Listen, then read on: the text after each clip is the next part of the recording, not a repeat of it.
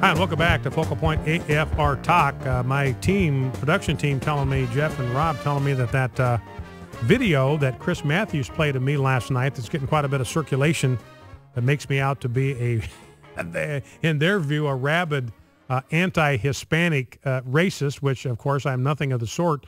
But that's how it makes me out to be. And my team is telling me they detect at least 3 places where that little video clip has been edited. So they clearly went through an entire segment and they grabbed a part here, a part there, and a part here and put that together, mashed it together to make the thing. So I'm going to go back and listen to the whole segment and to see if I can identify what they did with my remarks, and we'll bring you some information about that tomorrow.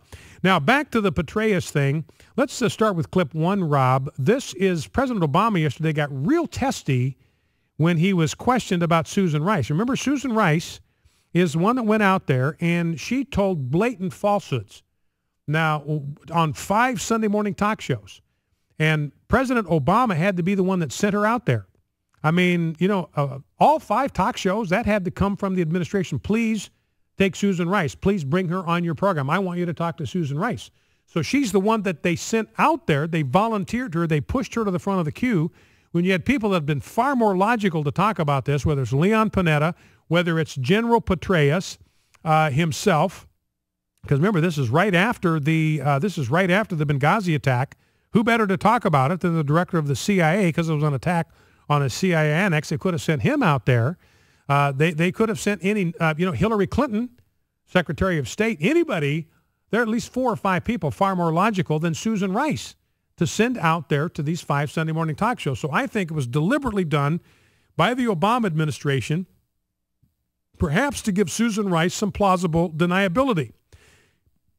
In other words, they stick in front of her some talking points. They say, this is what went down. This is what happened. You go out and parrot these talking points. She doesn't even know that she's being lied to.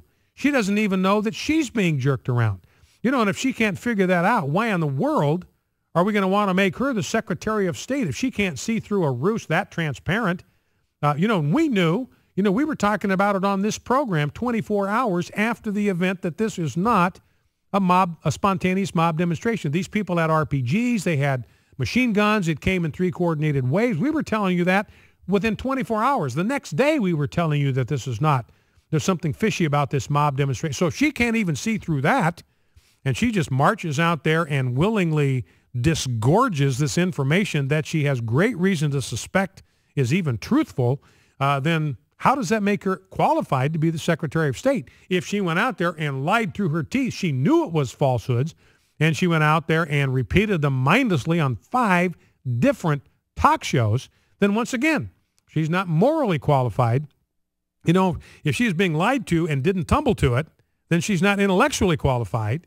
If she knew it was a lie and went out and said it anyway, she's not morally qualified to be Secretary of State. But my guess is President Obama told her, look, we're going to send you out with these talking points. We want you to, and if you'll do this for me, I will give you Hillary Clinton's job. And that was her incentive. That's what President Obama dangled in front of Susan Rice to get her to lie to the American people. And when he's asked about this, about the fact she went out and told falsehoods 5 times on Sunday morning talk shows, President Obama yesterday got pretty testy. Here's the exchange. As I've said before, she made an appearance at the request of the White House in which she gave her best understanding of the intelligence that had been provided to her. If Senator McCain and Senator Graham and others want to go after somebody, they should go after me. And I'm happy to have that discussion with them. But for them to go after the UN ambassador, who had nothing to do with Benghazi, and was simply making a presentation based on intelligence that she had received, and to besmirch her reputation is outrageous. But when they go after the UN ambassador, apparently because they think she's an easy target, then they've got a problem with me. And the takeaway there is President Obama said she had absolutely nothing to do with Benghazi. Then the question is, why in the world are you sending her out to talk about this thing when she doesn't know anything about it? And that's what Charles Krauthammer says. Is drop down to clip 5 Rob, while we're there. This is Charles Krauthammer basically saying the same thing that I just said. Why in the world, if she had nothing to do with it, why does he send her out there to talk about it? Let's listen. Well, you called it his one show of passion. I would say it was his usual show of indignation, which is his default response whenever he feels defensive or backed into a corner. You know, how dare you attack my UN ambassador? And then he gives the strangest defense by saying she didn't have anything to do with the Benghazi affair. Well, then why are you sending her out there? Why didn't you send out the Secretary of State or the CIA director or Panetta or somebody who did know? And then he does play this sort of Lancelot defending the mistress in distress. You know, it made Mitt Romney and the binders with women look positively feminist in comparison. This kind of patronizing attack on the two male senators who would dare attack the girl, which is what was intended in his tone. This is all as usual. You know, if you attack his pride, he'll strike you on that. And it was clearly defensive, and it was also a stonewall. I mean, after all, what she said was absolutely and completely misleading, either inadvertently, in which case it's complete incompetence, or on purpose, in which case it's deception. And then he took the bait on that and said, look, that wasn't her speaking, that was me speaking. If you want to pick on somebody, pick on me. Well, how can anybody pick on him or even question him if he hasn't had a press conference in 8 months? You know, he clearly hasn't been out there. He's been hiding behind inquiries, behind investigations, and now behind Susan Rice. But now I think he's out there, and he's vulnerable on this. I think he may regret having said that. So Charles Krauthammer thinking maybe his anger got the best of him there, and he said, look, Susan Rice was speaking for me. So he's implicating himself. She was speaking on my behalf. Well, President Obama knew better than this, so he's sending a woman out to say things that he knows are a lie, a fabrication, a falsehood. So he just implicated himself in this. You know, as I said before, if General Petraeus goes out tomorrow and tells the truth, he could bring President Obama down. I mean, he could. And, you know, unless it's his pension and his rank, and I think that's a serious thing. I mean, the question is, what kind of leverage do they have on General Petraeus to compel him to stick to the party line? Because if his conscience has been pricked by what he did before, he says, look, I got to come clean. You know, maybe this whole thing, the humiliation of it, maybe it's humbled him before God. Maybe he's done some business with God, and he realizes, I just got to come clean. I've got to bare my soul. I've got to tell the truth here. I've been complicit in this whole mess. I've totally messed things up. I've got to tell the truth tomorrow. Maybe he does. He just kind of throws caution to the wind and says, look, it's time for the truth to be told. Now, here is clip number 2. This is President Obama on Benghazi. And you listen to what he says here, and the implications are somebody disobeyed his orders. If what he's saying here is true, then somebody deliberately disobeyed the commander-in-chief of the United States of America. Why are they not in a court-martial trial right now and in a brig somewhere? Let's listen. If people don't think that we did everything we can to make sure that we saved the lives of folks who I sent there and who were carrying out missions on behalf of the United States, then you don't know how our Defense Department thinks, or our State Department thinks, or our CIA thinks. Their number one priority is obviously to protect American lives. That's what our job is.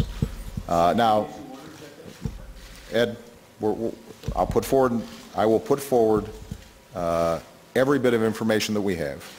I can tell you that immediately upon finding out that our folks were in danger, that my orders to my national security team were do whatever we need to do to make sure they're safe.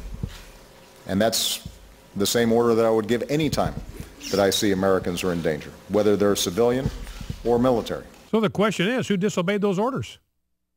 Because absolutely nothing was done for those poor souls. Nothing was done. 7 hours, finally taken out by a mortar. He's up there on the roof laser painting the mortars so this mythical air support can come in and take them out. They are calling in coordinates where the mortars are so they can find them in the dark. And yet nothing is done. Absolutely nothing. No deployment. You got rapid deployment forces in Signorella, Italy, less than 2 hours away. They are told to stand down. They're told to stay there. They're not told to deploy. They're not told to go. So who disobeyed these orders from President Obama, and why aren't they being court-martialed as we speak? Let's go to the phones. Let's go to Doug. Aberdeen, Mississippi. Doug, you're on Focal Point with Brian Fisher. What's on your mind? Brian, you just said a lot of stuff I got on my mind. Can you hear me? Yes, I can. Go right ahead. Very quickly, I know I got to talk fast here.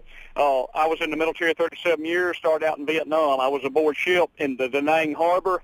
We fired all night long, giving ground troop support. In the middle of the night, this concerns General Petraeus now. In the middle of the night, 2, 3, 4 o'clock in the morning, if I received a message on our teletype concerning our ship or anything that our CO needed to know that was going on, we had to go knock on his door. He knew within seconds after we received that message. Seconds. And General Petraeus would have been the same way. He would have knew within seconds. Okay, another comment about him tomorrow. Like you've just said some of it. The only thing that's going to cause him to tell the truth, if he's not a Christian and he gets saved from the top of his head to the bottom of his feet, and he does not care what has happened or what they've got against him or anything else, he is going to tell the truth because he knows in the end that standing before God, that's what counts. And that will cause him to tell the truth, the whole truth, and nothing but the truth. Thank you. All right, Doug, thank you. And I think that's exactly right. You have to throw caution to the winds and say, look, I got to tell the truth, and I'm going to trust my future, my life, my reputation, whatever happens to me, I'm going to trust to God, but I'm going to go in there tomorrow and tell the truth. Let's go to William, Ellijay, Georgia. William, you're on Focal Point with Brian Fisher. Got about 45 seconds. What's on your mind? All right, quickly, Brian, I'm going to say what I think about Petraeus, but this is the rottenest line this administration ever been in the White House, but this is the facts about Petraeus and what went on. There's always a paper trail between these communiques because all this kind of information cannot be trusted to memory in somebody's word.